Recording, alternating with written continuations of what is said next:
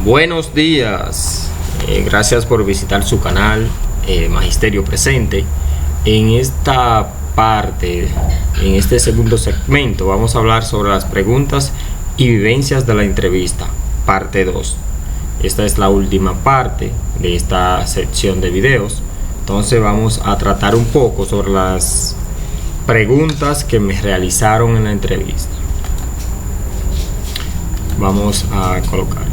Las preguntas que me realizaron solamente fueron ligadas a experiencia, ligadas al aula. No fueron preguntas predeterminadas como por qué decidí estudiar educación o por qué decidí participar en este concurso o cuáles serían mis aportes para el sistema educativo o cuál sería mi filosofía de enseñanza. Ninguna de estas preguntas me realizaron. Las preguntas que me realizaron se apegan solamente a experiencias de aula, y por lo tanto, dentro de las experiencias de aula, puedo mencionar que me preguntaron que si estuve o tuve una situación con algún compañero de práctica, o como ya previamente había dicho que no tenía experiencia ni como maestro sustituto, ni como contratado, ni como maestro de colegio privado. Entonces le dije simplemente que tenía experiencia por la práctica y la pasantía realizada en la institución de estudio donde me formé. Entonces todas las preguntas que me realizaron de ahí en adelante, eso fue en un inicio que me lo preguntaron, las preguntas fueron orientadas simplemente a las prácticas y pasantías que realicé en la institución de estudio. La primera que me hicieron fue relacionada a qué situación se me ha presentado con algún compañero, si estuvimos algunas diferencias, cómo las resolví y todo eso. La segunda pregunta va más relacionada a cómo desarrollar una planificación, o sea, cómo tomar en cuenta todos los aspectos, los elementos o componentes de la planificación, el contexto, las necesidades de los estudiantes, las formas de aprendizaje de cada uno de ellos. Entonces todas estas cuestiones debieron de considerarse al momento de responder esta pregunta. Otra pregunta que me hicieron fueron que si dos estudiantes pelean en el aula, cómo yo actuaría, qué yo haría y cómo lo solucionaría. En esta le dije que buscaría ayuda de un compañero que tuviera la fuerza necesaria para ayudarme a separar los dos estudiantes o compañeros de aula que estaban en pleito. Entonces lo que hice fue que después de separarlo, le dije que me pondría a hablar de manera separada después que se calmara la situación con cada uno de ellos. Luego lo unía y le hablaba en conjunto con los demás del aula. ¿Para qué? Bueno, para recordarle sobre el manual de convivencia y sobre las normas de aula.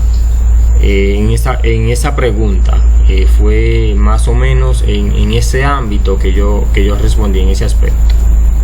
Otra pregunta que me hicieron fue cómo explicarle a un padre que su hijo es un indisciplinado, un molestoso, un estudiante que nadie soporta en el centro educativo. Yo recuerdo que yo respondí que me sentaba con el padre, lo orientaba de manera puntual, le decía lo que estaba sucediendo y que le decía que eso no era nada de otro mundo, sino que debía de actuar en concordancia entre el centro educativo y la familia, que esto no era un trabajo de una sola persona, no es solamente un trabajo del maestro, sino un trabajo en equipo, y por lo tanto la sociedad y el contexto en esta pregunta definía o influía de manera directa, porque siempre va a influir el contexto donde se desarrolla el estudiante para actuar de esa manera. Otra pregunta que me realizaron fue sobre las actividades innovadoras que yo había desarrollado en las pasantías o prácticas pedagógicas. Como nuestro proyecto fue orientado a los juegos, a la gamificación, a los aspectos lúdicos, entonces le hice mención de que siempre utilizábamos estrategias o actividades y herramientas digitales por lo general, como Kahoot, Quizzes, Plickers y demás, para la realización de cada uno de ellos. Y ahí le desglosé una actividad que desarrollamos con Plickers y me fue muy bien.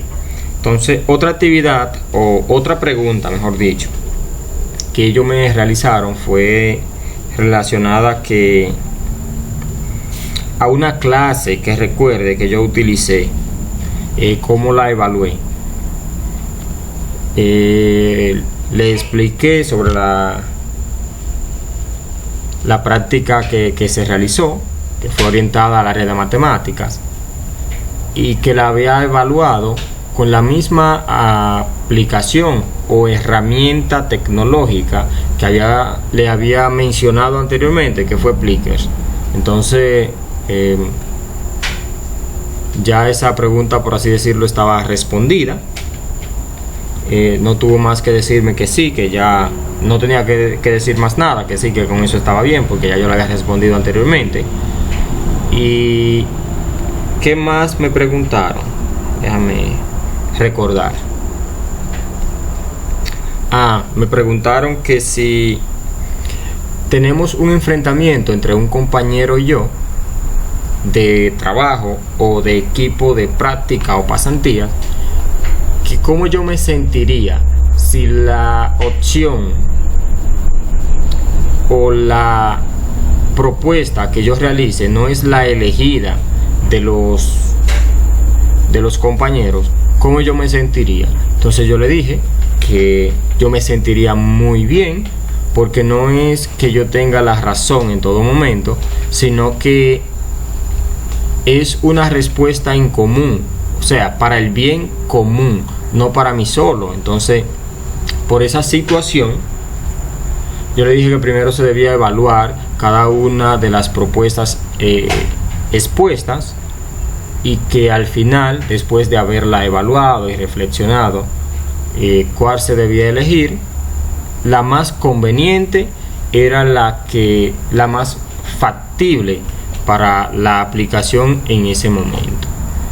No me importaba, por así decirlo, en ese momento que se eligiera, sino con la intención que se eligiera para nosotros utilizarlo.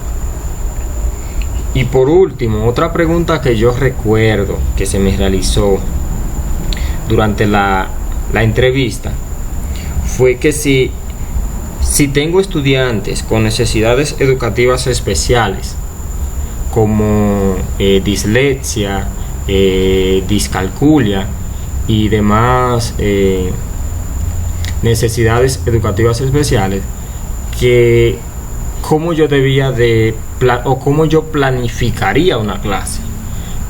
Yo recuerdo que le dije, con relación a esa pregunta, que les respondí que debía primero de evaluar el contexto, debía de tomar en consideración las necesidades de aprendizaje de cada uno, y que después de tomar en consideración todas y cada una de todos y cada uno de esos aspectos, entonces ahí yo podría